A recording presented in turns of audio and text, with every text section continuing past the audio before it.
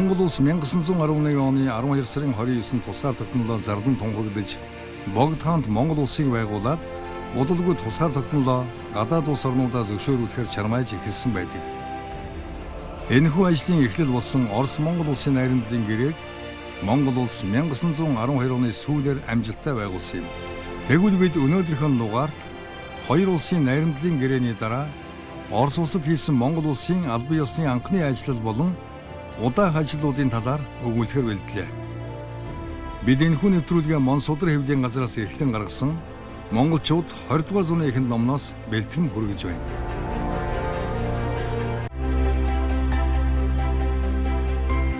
Нэвтрүүлгийн хамтрагч Мон Судар хэвлэлийн газар.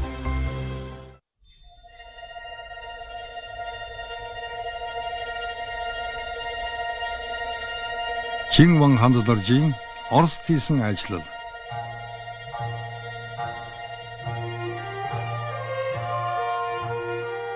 Тусгаар тогтнолоо тунхаглаад удаагүй Монгол улс 1912 оны сүүл 1913 оны эхээр гадаад хэргийн сайд ханддар зэрэгүүтэй төлөөлөгчдөө их Орос улсад илгээн төр улсын анхны ажлаа хийсэн юм. Энэ нь шинэ Монгол улсын гадаад харилцаа дипломат үйл ажиллагааны эхлэл болжээ. Айлчлалын гол зорилго нь Орос Монголын гэрээгээр тогтоосон харилцааг гүнзгийрүүлэх. Өвөр Монгол баргыг Монголд нэгтгэх асуудалд дэмжлэг авах явдал байлаа.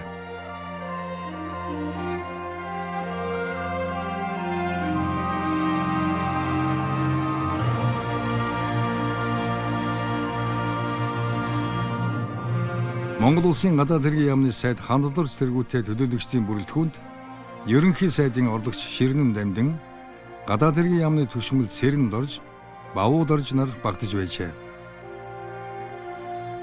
Оросын засгийн газар Монгол улсын гадаад хэргийн яамны сайд Чингван ханддаржийг гадаад улсын төрийн эрхэм дээд хүнийг хүлээн авдаг ёс журмынхаа дагуу хүндэтгэл үзүүлэн хүлээн авсан байдаг. Ингээд их Орос улсын эзэн хаан 1912 оны өвлийн сүүл сарын 16-нд Монголын тэргүүн сайд Эрдэнэ дайчин Чингван ханддаржид Аннагийн тэргүүн зэргийн Эрдэнэ нодон, дэд сайд Жонон Бэс Ширнэн Дамдинд Станиславын тэргүүн зэргийн Эрдэнэ нодон, дэс түшмэл Цэрэн Дорж болон эх зохиох түшмэл Бавуу Доржид Станиславын 2 дугаар Эрдэнэ нодон зэргээр шагнаа зогсохгүй маргааш цагаан хаанд бараалах нү хэмээн хэлүүлжээ.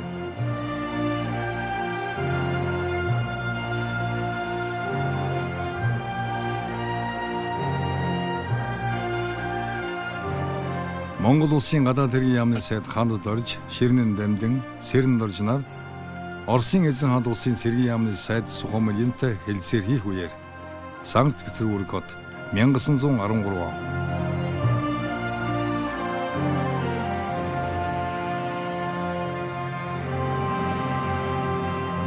Төлөөлөгчдийн тэргүүн гадаад хэргийн яамны сайд Чингван Ханддарж, зөвлөх Жонон Ширнэн Дамдин, 1-р нарийн бичгийн дарга Гүн Цэрэн Дорж, 2-р нарийн бичгийн дарга Бавуу Дорж, Оросын гадаад хэргийн яамны төлөөлөгч Нууц зөвлөх Шишмарёв, орчуулагч Цэрэнпилов, Ловданов, Севен нар.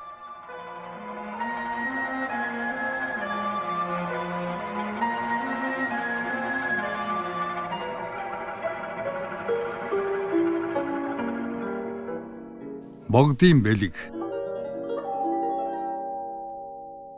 1912 оны өвлийн сүүл сарын 17-нд буюу Эрдэнэ нодонг их Орос улсын эзэн хаанаас хүлээн авсны маргааш өдөр Чингван ханддарж Оросын хааны амар мэндийг мэдээд Богд хаанаас сүргүүлсэн улсын бичиг бэлэг сэлтийг гардуулжээ. Монгол улсын хаан Богд Жавзандан хотогт Оросын эзэн хаанд бурхны хадаг, шар магнаг олбог түшлэг, иж бүрэн мөнгөн эмээл хазаартай жороо морь 1, жороо сайн морь 4, Орос улсын хатан хаанд аюу шуурхан гэх мэтийн бэлэг барьжээ.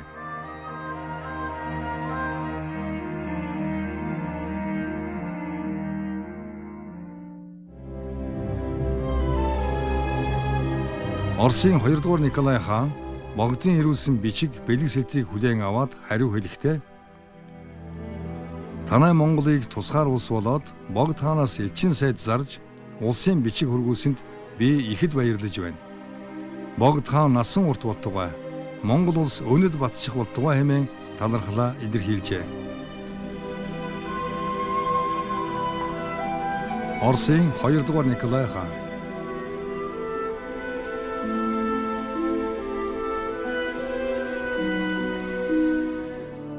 Сайн ноён хан намнан сүрэн Орос улсад айлчлав.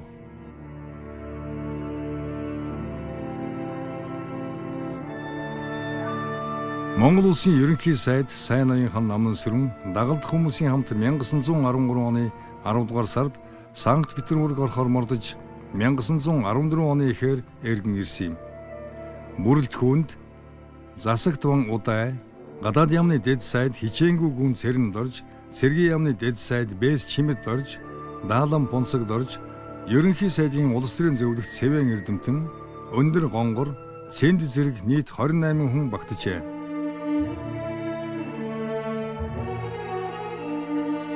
Тэд 1913 оны 10 сарын 27-нд Эрхүү хотноо зочилж, ерөнхий сайд Хяагдад сурч байсан 5, Эрхүүд сурч байсан 9 монгол хүүхдэд 15 мөнгөн төгрөг, багш нарт их хадаг барьсан байна.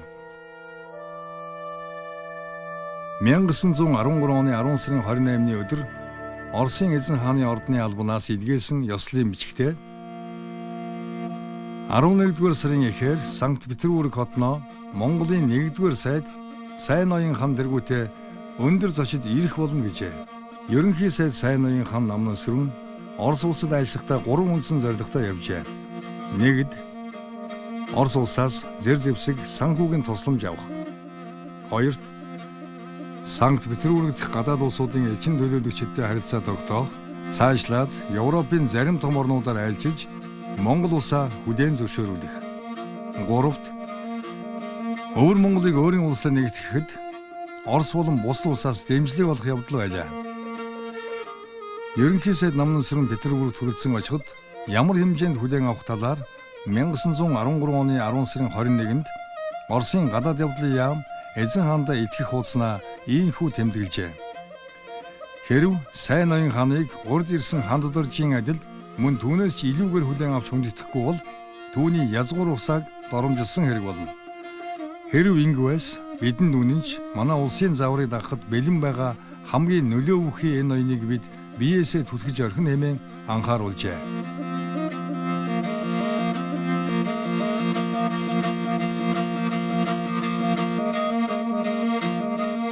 Ерөнхий сайд Сайн ноён хан намнан сүрэн дэргүүтээ Монгол улсын хаан засгийн газрын төлөөлөгчд Оросын эзэн хаанд улсад айлчиж хэлэлцээ хийсэн нь Гранд зочд буудлын үүдэнд.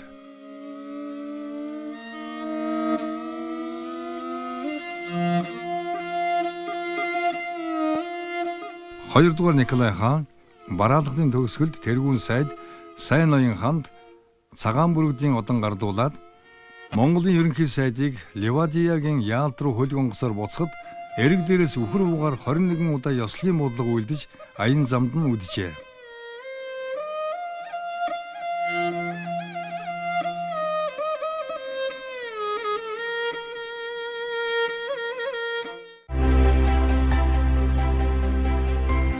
Нэвтрүүлгийн хамтрагч Монсодөр хэвлэлийн газар.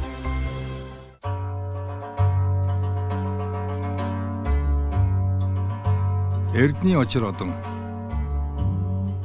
Богд хааны зарилгаар 1913 онд бүтээсэн Эрдний очир одон нь Монгол улсын энх мөнх бат оршихыг бэлэгдэн аюул бүхнийг дарах, сул бүхнийг бэхэлж чадах утга агуулгыг шингээсэн төдийгүй Монгол улсын хааны тэтмийн жинсийг очир хэлбэртэй үйлсний нэгэн адил юм. Очир бол агуу хүчийг илтгэдэг тул олон давхар очирын дүрсийг Эрдний одон хэмээн сонгон авчээ.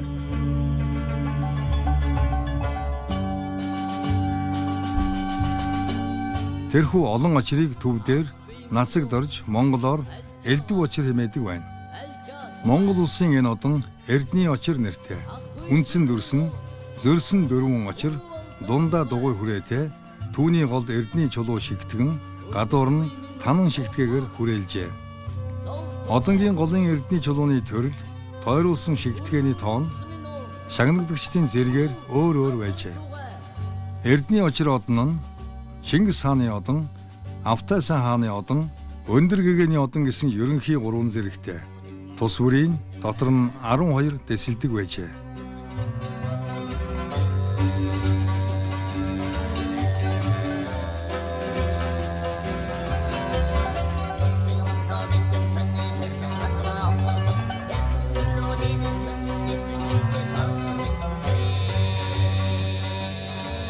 Монголын ерөнхий сайд Сайн ноён хан Намнасран Оросын эзэн ханд бараалхах үед өндөр дэд хүндэтгэл үзүүлэн ихэд онцгойлж байгаагаа тодорхой харуулжээ. Монгол улсын ерөнхий сайд Намнасран 2 дугаар Николай хаанд Кремийн Яалтын ойролцох Ливадын ордонд бараалхаж улсын бичиг өргөн манай улсыг тулгуур төр байгуулагдсанаас хойш ихэд тусалсан явдад талархаж баярын тэмдэг болгон Монгол улсын эрдэнэ очир одог Оросын эзэн хаанд гардуулжээ.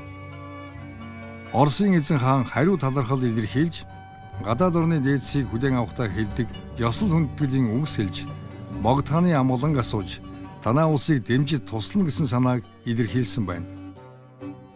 Сайн ноён хан Намнасран нар Оросын тавьсан нөхцөлийг хүлээн авч өвөр Монголоос сэргээ татах, Оросын засгийн газраас томилох мэргэжилтнийг Монголын засгийн газарт зөвлөхөөр суулгах, Орос, Дундад Монголын 3 этгээдийн хэлэлцээрт оролцохоо илэрхийлсэн байна.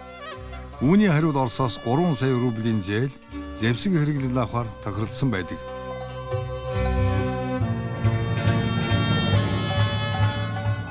Төлөөлөгчид 1914 оны 1 сарын 26, 28-нд Эрхүү хотноо 3 хоног саадаж, Эрхүүд ирээд 6 сар болж байгаа Монгол сурагч Чой болсон Бүрсэд Батчир нарыг шагнажээ.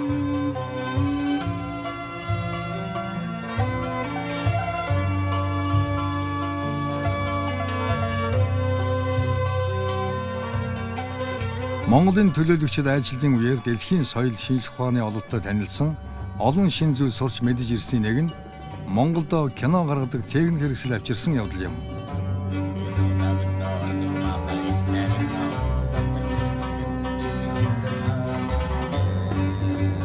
Намнасран тэргүүтээ төлөөлөгчид Оросын эзэн хааны засгийн газартай хэлэлцээр хийсний дараа Цаарское селод мордон сааджээ.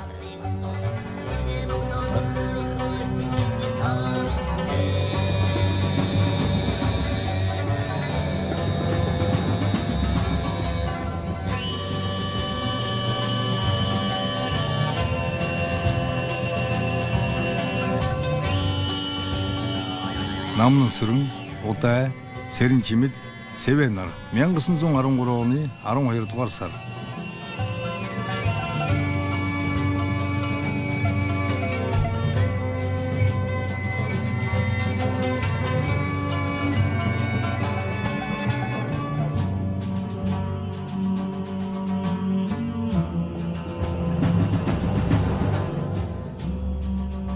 Монгол улсын дотоод хэргийн яамны сайд Даалам Цэрэн чимэд Япон улсаар Монголын тусгаар тогтнолтыг зөвшөөрүүлж худалдааны наримт гэрээ хийх зорилгоор Токио орохоор мордожээ.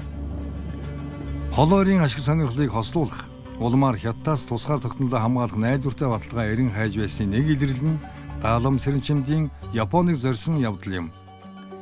Энэ тухай 1912 оны өвлийн сүүл сарын 11-нд Петербургт байх хамт орчид цагдгаан утас илгээн манай засгийн газраас Япон улсын засгийн газраа дотоод хэргийг бүгд захиран шийтгэх яамны тэргүүн сайд бүгд хэргийг ерөнхийлөн захирах яамны дэд сайдыг явуулахаар болсон тул Орос улсын нийслэлд байгаа Япон улсын элчин сайдад найртай ёсоор эрхэм усад хүн явуулах тухай хэл хүргэн Японы элчин сайдаас хамгаалах бичиг авч ирдэг бай.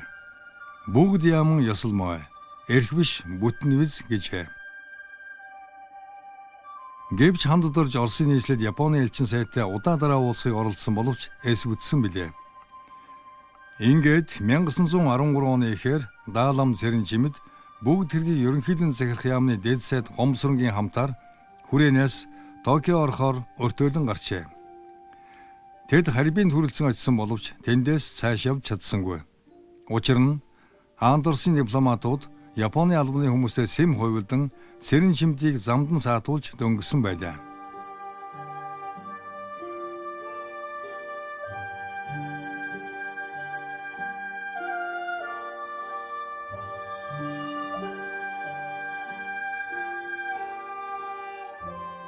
Дэлхийн 9 гүрэнд хандан ноот бичиг илгээсэн нь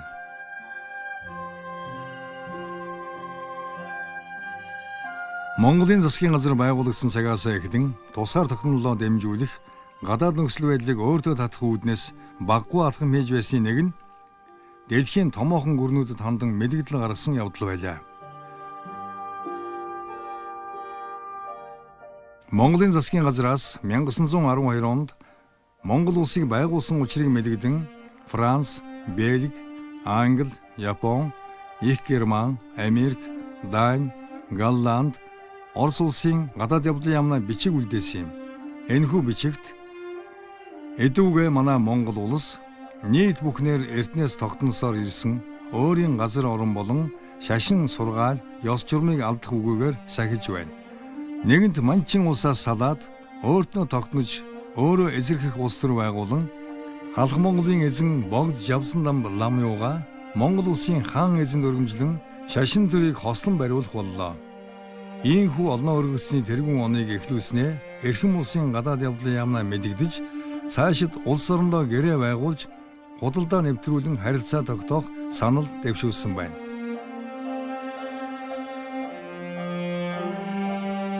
Тэгвэл 1913 оны 12 сарын 21-нд Петербургт байхдаа Монголын төлөөлөгчид мөн л Англи, Америк, Япон, Хятад, Швейцар, Франц, Герман, Итали, Турк, Голланд, Дани, Австри зэрэг 10 улсын элчинд Монгол улс тусгаар тогтносон тухай мэдэгдэж харилцаа тогтоохыг хүссэн тухай ноот бичиг өргүүлсэнд Хятадаас бусд нь хариу ирүүлжээ.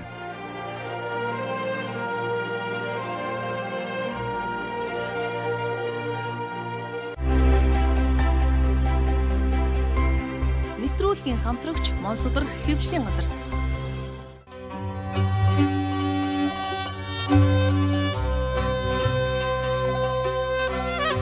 Монголчууд нэвтрүүлгийн энэ удаагийн дугаар өндөрлөж байна. Дараагийнхаа дугаарт бид 20 дугаар зууны ихэнх үеийн Монгол улсын хууль цааз цэрэг цагдаа сэдвээр эргэн уулзах болно.